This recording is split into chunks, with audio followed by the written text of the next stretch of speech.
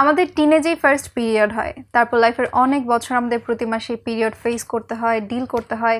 Cramps, mood swing তো normal, এর বাইরে সিরিয়াস পেইন ইস্যুজও হয়। পিরিয়ড নিয়ে কিছু কমন মিসকনসেপশন প্র্যাকটিস আমাদের আছে যেগুলো নিয়ে কথা বলা খুবই ইম্পর্টেন্ট, যেমন পিরিয়ডে টিস্যু ইউজ করা, পুরনো কাপড় ইউজ করা, ক্র্যাম্পস ফুলফিল করতে আনহেলদি ফাস্টফুড খাওয়া ইত্যাদি ইত্যাদি। তাই আজ period related practice, misconception, cramps কমানো বা অ্যাভয়েড করার জন্য কি করা যেতে পারে এসব নিয়ে আমি নাজনীন বর্ষা বিস্তারিত আলোচনা করব ডক্টর ফারজানা ববি আপুর সাথে। হ্যালো আপু। Hi, welcome to Charmala special doctor show. আমি ফার্স্টেই যেটা জানতে চাই, পিরিয়ড আসার আগে আগে মনে হয় যে something is wrong, I do not feel like myself, বা আমি এক্স্যাক্টলি বোধহয় আমি না, আমার স্কিন, এনার্জি, মুড সব কিছু চেঞ্জ হতে থাকে। এটাকে আমি ওভার থিঙ্ক করছি না, অ্যাকচুয়ালি কিছু একটা ঘটে? আসলে কিছু একটা ঘটে। আমাদের কিছু হরমোন লাইক প্রোজেস্টেরন, ইস্ট্রোজেন, এই হরমোনগুলোর আপ ডাউন হয়, যার কারণে আমাদের মুড সুইং হয়, ক্রেভিংস হয়, স্কিনের র্যাশেস বা বাম্পসের মতন হতে পারে, অ্যাকনি প্রবলেম হতে পারে, অনেক অ্যাঙ্গার ইস্যুস হয়, অনেক সময় কোনো কারণ ছাড়াই কান্না আসে। হ্যাঁ, খুব এনার্জেটিক ফিল করি না, মনে হয় যে লো ফিল হচ্ছে, কিছু করতে ইচ্ছা করছে না।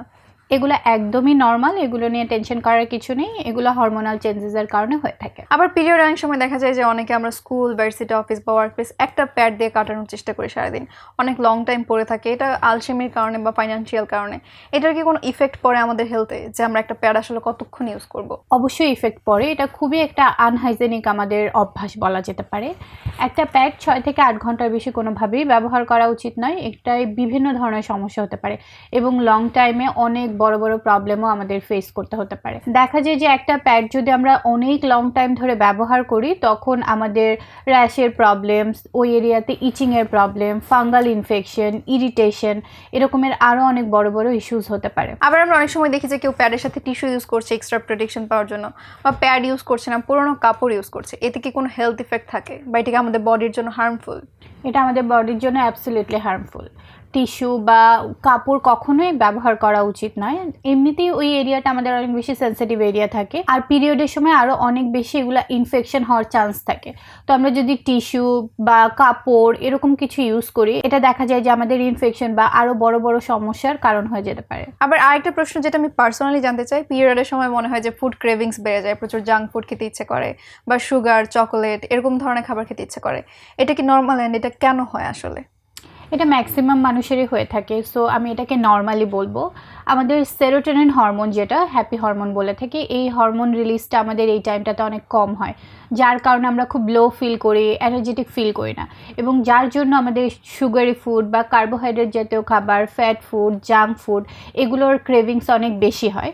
বাট এটা আসলে কন্ট্রোল করাটা উচিত, আমরা চাইলেই পারি। আবার আরেকটা ব্যাপার যেটা পিরিয়ড ক্র্যাম্পস, এটা তো নর্মাল, কম বেশি সবার হয়, কিন্তু এটা কমাতে বা অ্যাভয়েড করতে আমাদের কোন ধরনের লাইফস্টাইল ফলো করা উচিত বা কোন ধরনের খাবার খাওয়া উচিত? হ্যাঁ, কিছু ফুড আছে যেগুলো আমাদের ক্র্যাম্পসটাকে টোটালি অফ তো করতে পারবে না, বাট কিছুটা কমিয়ে আনতে পারে, ওই সময় আমাদেরকে কমফোর্ট জোনটা দিতে পারে। সেক্ষেত্রে আমরা কুসুম গরম পানি, আদা, হলুদ, ডেটস, তারপরে কলা, এ জাতীয় খাবার খাই, এবং কিছু খাবার আমরা আমাদের ডায়েট চার্টে ইনক্লুড করতে পারি এই টাইমে, যে খাবারগুলোতে প্রোটিন, আয়রন, ক্যালসিয়াম আছে, এই জাতীয় খাবার আমরা আমাদের ডায়েট চার্টে ইনক্লুড করব। এবং কিছু খাবার আমরা অ্যাভয়েড করব, এই সময় আমাদের অনেক ক্রেভিংস হয়, তারপর আমরা চেষ্টা করব জাঙ্ক ফুড, যে খাবারগুলোতে অতিরিক্ত ফ্যাট আছে, কার্বোহাইড্রেট মানে সুগারি টাইপের, চকলেট, ক্যাফিন, এই জাতীয় খাবারগুলো আমরা এই টাইমটা একটু অ্যাভয়েড করার চেষ্টা করব। থ্যাংক ইউ সো মাচ আপু। অ্যান্ড আমি লাস্টলি আপনার কাছে যেটা জানতে চাই, আমরা প্রতি মাসে যেভাবে পিরিয়ড হ্যান্ডেল করি, পিরিয়ডটা ফেস করি, ওটাকে আমাদের ফিউচার হেলথ, আমাদের ফার্টিলিটি বা হরমোনাল ব্যালেন্সের উপর কোনো ইফেক্ট ফেলে? অবশ্যই করে। দেখা যায় যে রিপিটেডলি ইনফেকশন হওয়া,